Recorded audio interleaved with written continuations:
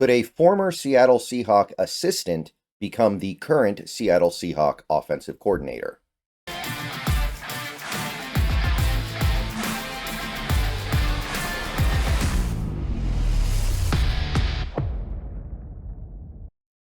What's going on, everybody? Good morning. Hope you guys are doing well. It is Wednesday. We are getting to the midweek point, which means something to keep in mind, and I'll be posting more about this later in the community tab.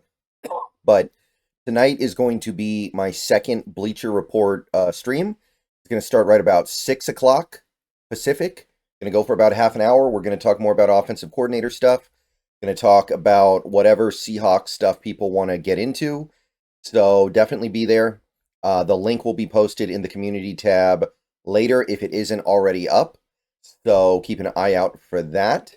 And we're going to have fun tonight. So it's only a half hour. So if you're not there when it starts, you can watch the video on demand later. But try to be there when it starts so you can participate in the chat.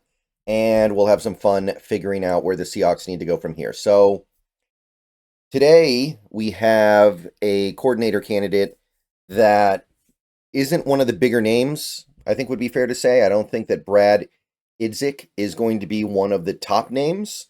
But this one's interesting because he's a former Seattle Seahawk assistant. He's actually spent most of his time in the NFL and in coaching in general as an assistant on the Seattle Seahawks staff. So this would be kind of, it's not an in-house hire because he hasn't been in Seattle for a couple years, but this would be kind of a way to try to take back a little bit of what you lost when Dave Canales left the nest. Brad Idzik has been following Dave Canales around these last 2 years as his wide receiver coach and now as his offensive coordinator. He's very young, only 33 years old, younger than I am, younger than some people watching this video are.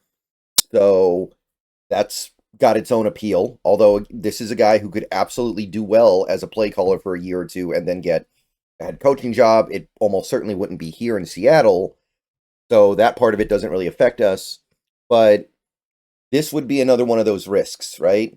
Brad Idzik has never called plays before. He has 1 year as an offensive coordinator.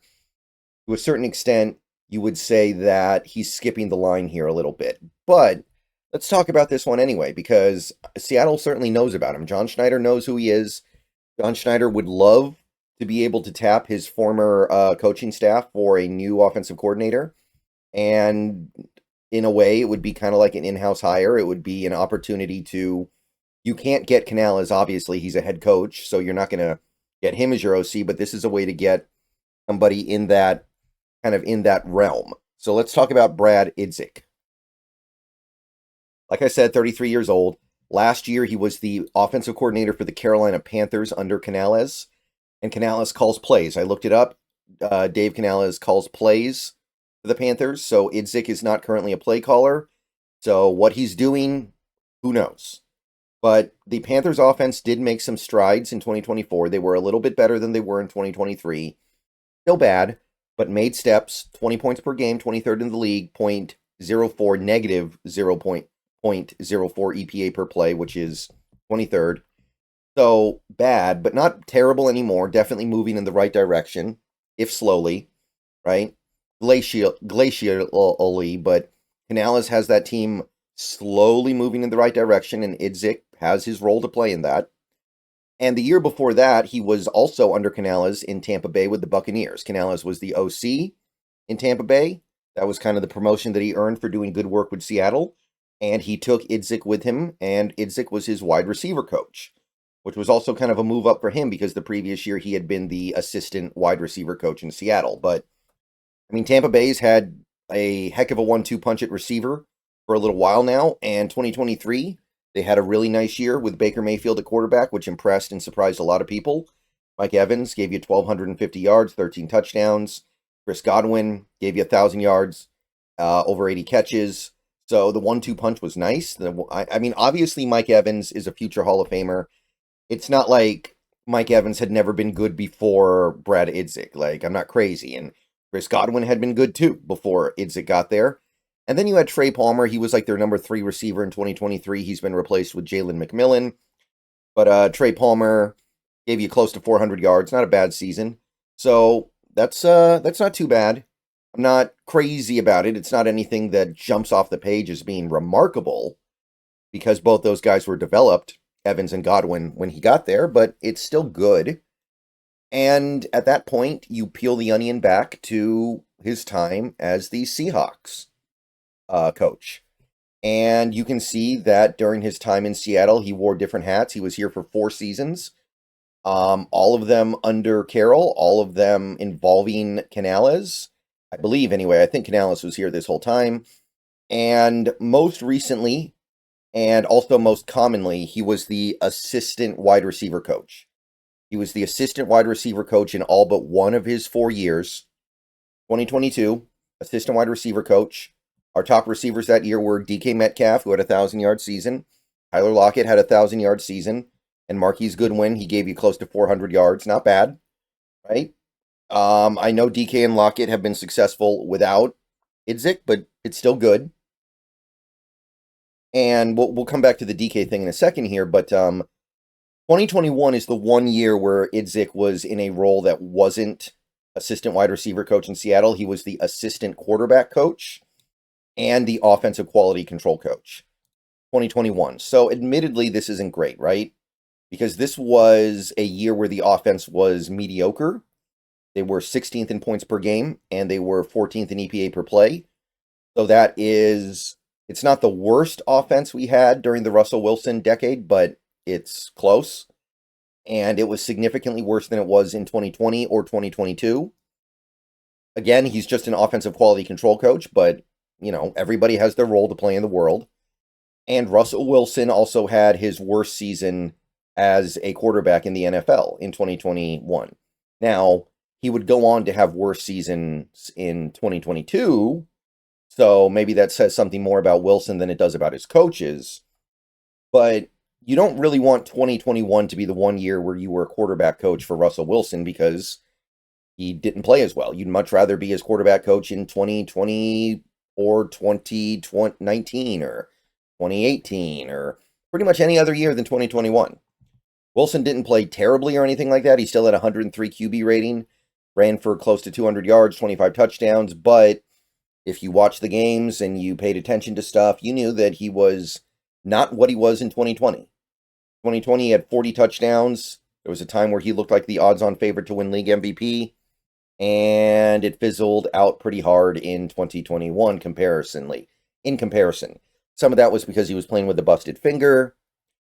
And then you had the Geno Smith element, where Geno Smith got to play a little bit in 2021, and respectable. QB rating was almost identical to Wilson's, right? Completion percentage was actually a little bit higher, 5 touchdowns, 1 pick, 700 yards. Similar results to Russell Wilson, which is notable because, of course, at the time, Russell Wilson was on track to be a future Hall of Famer. Geno Smith was a career backup. Now, in hindsight, I think we look at this a little bit differently. We've now learned that Geno Smith is a good quarterback. And maybe Russell Wilson was just starting to hit kind of the back end of his career in 2021. So maybe this had nothing to do with any kind of coaching. This had nothing to do with any kind of ability on the coaching staff to work with Geno that they didn't have with Wilson. But at the time, it certainly seemed a little bit weird that our career backup was playing about as well as our $40 million future Hall of Fame starter. So take that as you will. We now have the benefit of hindsight, and everybody's going to draw their own conclusions about what happened in 2021. But before that, all we really have are 2019 and 2020, 2 years he was the assistant wide receiver coach.